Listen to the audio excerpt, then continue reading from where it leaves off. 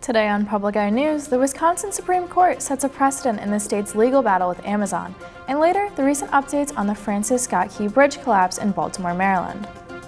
Bianca Kroll will have your weather forecast for the next couple of days, and Reed Hall has today's sports update. I'm Austin Graham. And I'm Kieran Healy. This is Public Eye News.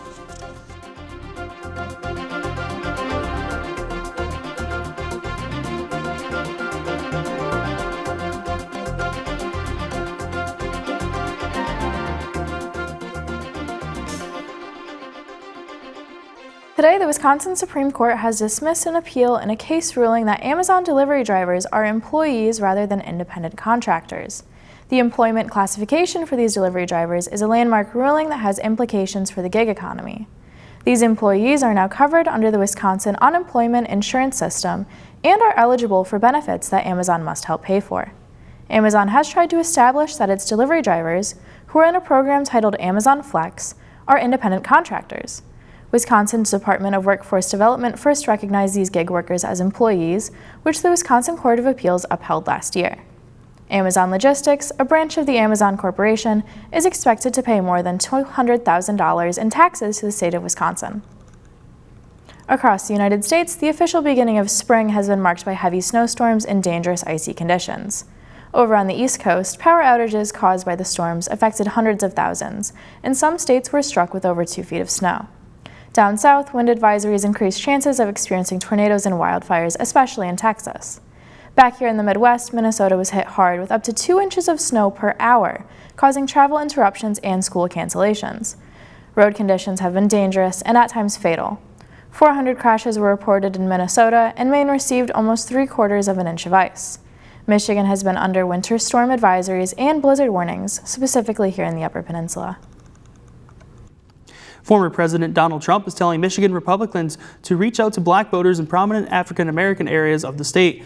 Michigan Republican leaders, including new party chair Pete Hoekstra, made a trip to Florida to discuss Trump's plans to win the state in November's general election. A majority of the conversation with Trump focused on Southeast Michigan, an area with groups of huge minority voters that have been critical of President Joe Biden's handling of the Israel-Hamas war. The pushback in the Metro Detroit area has caught the attention of Trump, and in his meeting with the former president, Hoekstra stated that they needed to discuss targeting non-traditional Republican voters and traditional Democratic voters. Both Trump and Biden's campaigns have stated that Michigan is a crucial state that they will need to win in order to win the election. In Lansing, Michigan Attorney General Dana Nessel is defending her support for the federal law that bans convicted felons from possessing firearms. In a brief filed in the case of U.S. versus Prince, Nessel and 22 other attorneys general asked the U.S. Court of Appeals for the Seventh Circuit to overturn another court ruling that found the law unconstitutional.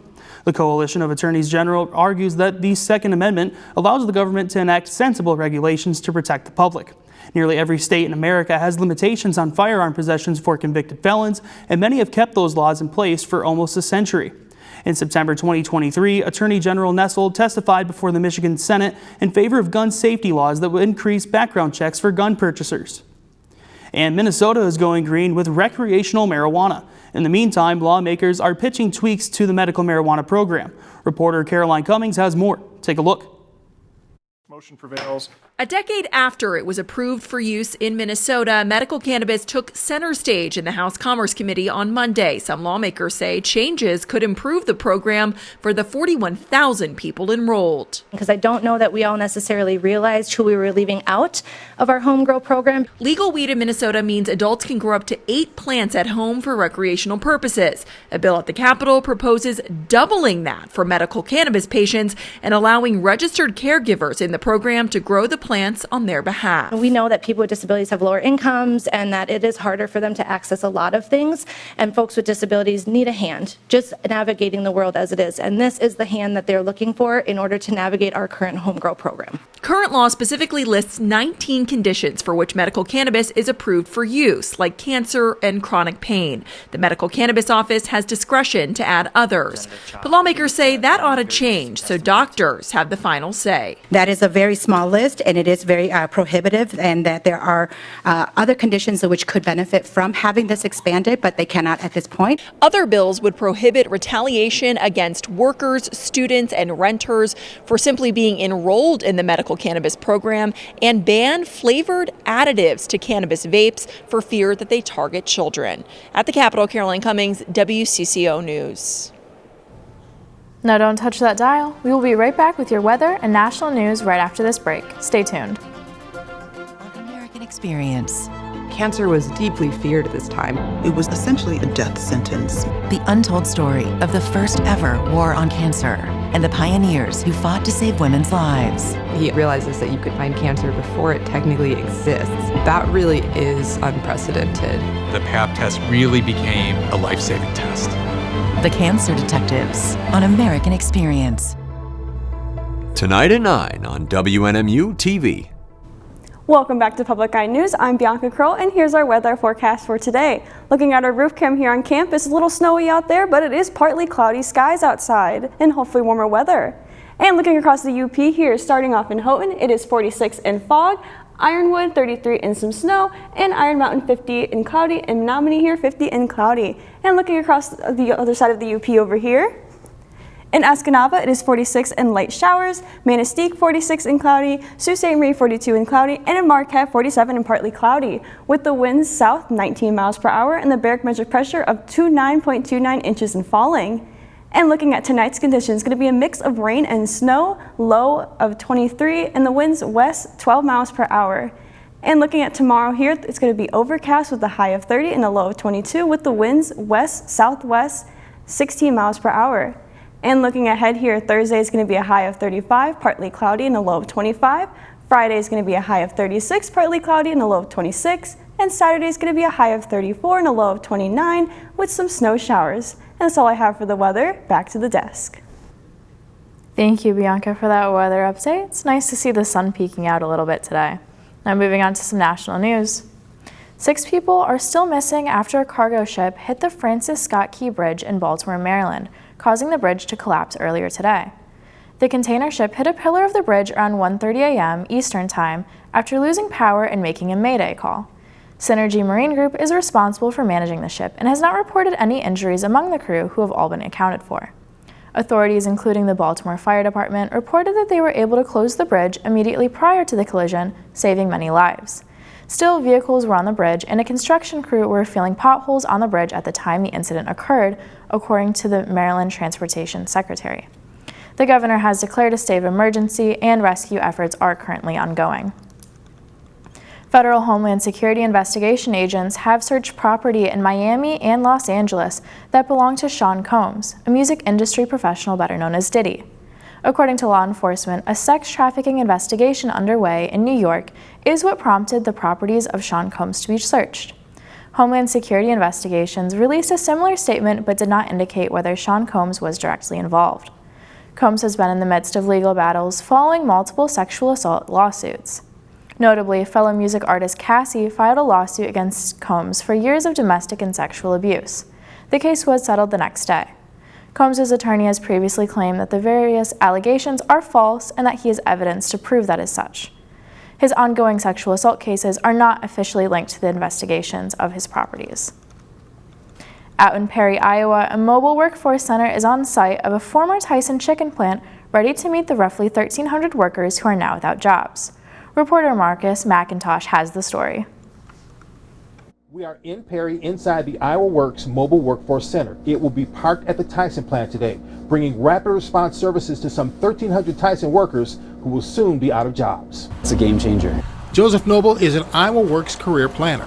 He's excited about the opportunities the Mobile Workforce Center brings with it when it rolls to different locations. So we're going to be able to take this out into the community, help individuals who don't have access to transportation or limited access or don't have access to technology. The Mobile Center has 10 computer stations with Wi-Fi so job seekers can find and apply for jobs on the spot.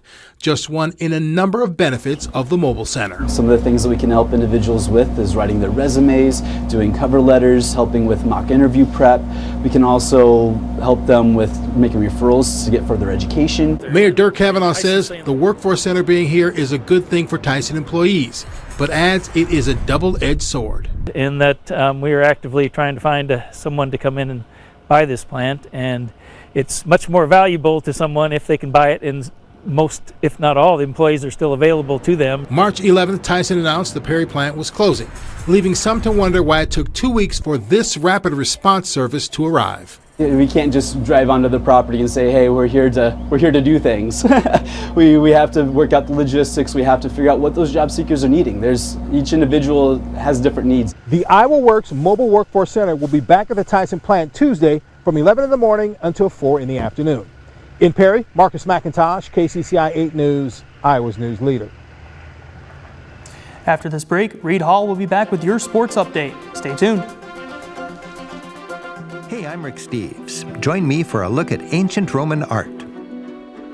We'll admire the monumental art and architecture of the empire, but we'll also see the fine eye for beauty the Romans inherited from the Greeks. We'll see some Roman specialties like intimate mosaics and household frescoes, and amazingly realistic statues and busts that look like people you could see on the street today. Today at 5. Welcome back. I'm Reed Hall here to take you through our sports update, starting things off on the ice in what might be the Red Wings' biggest game of the season so far. They'll play visitor to the Washington Capitals tonight at 7, who currently sit 1 point ahead of the Wings for the last wildcard spot with a game in hand as well. The Wings coming in tonight still sputtering, going 3-7 in their last 10, while the Capitals have gone a convincing 7-3 in that same span. The last time these two teams met, it was the Red Wings who snagged 2 points, winning in a blowout fashion 8-3. The Wings will look to contain premier goal scorer Alex Ovechkin and lean on captain Dylan Larkin and red-hot Lucas Raymond to win this one. Tonight's game continues a 5-game road trip for the Wings, a trip that can truly make or break the season. And in the baseball world, the drama continues between two-way superstar Shohei Ohtani and his now former translator and friend Ippei Mizuhara. Mizuhara, who was fired by the Dodgers 5 days ago, has been accused of stealing millions from Ohtani to pay off his gambling debts and his ties to an illegal bookmaker. Ohtani spoke publicly for the first time Monday, in which he continually emphasized he was never knowingly involved in gambling and took no questions from the media. Back on March 19th, Mizuhara told ESPN Ohtani paid his debts at the interpreter's request, but quickly changed the story the following day. The investigation is still ongoing. And on the gridiron, where the NFL might look a little different next season after the NFL owners passed 2 major new rules. The first came yesterday in a unanimous decision to ban the use of the hip drop tackle, which resulted in 15 injuries last season. The second rule change came this morning, which has resulted in a radical overhaul to kickoff rules. The NFL will now adopt the XFL's kickoff style in a 1-year experiment that starts the kickoff at the 35. The kickoff team will line up at the opposing 40, while the return team's blockers will line up between the 30 and 35-yard setup zone, with up to 2 returners inside of the 20. No coverage or blocking player can move until the ball reaches inside of the 20, and any resulting touchback will now start the offense at the 30 instead of the 25. That's all the sports I have for the day. Back to the news desk. Thank you, Reed, for that sports update. It'll be pretty interesting to see how the new NFL rules are going to impact the upcoming season. And Austin, I heard you have one more story for us. I do. So a university in southern New Jersey is making headlines for their production of maple syrup. Stockton University is in its 4th year of maple syrup production on the 300 acres of maples that surround its campus. The university has been able to continue its production of syrup through grants from the U.S. Department of Agriculture, which have totaled to a whopping $1 million. The idea behind this project is to see if a manageable syrup industry can be formed in the southern New Jersey area, which is better known for its casinos and turnpike tolls. And Kieran, I have to ask, what do you like to put maple syrup on? I mean, personally, I'm a French toast kind of person. Absolutely. How about you? I am too. Waffles are like a close second too. Yeah. Pancakes, it depends. Like if you have some blueberry pancakes. Oh, blueberry pancakes are the best. My grandma used to make chocolate and blueberry pancakes. Unfortunately, that's all the time we have today at Public Eye News. I'm Austin Graham. I'm Kieran Healy. We'll see you tomorrow.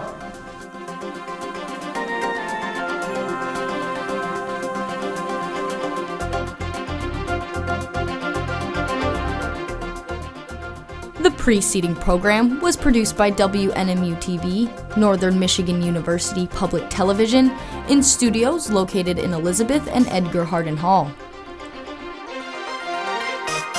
Thanks for watching today's episode of Public Eye News. Make sure you subscribe to our YouTube down below or follow us on Instagram at NMU Penn to never miss a story.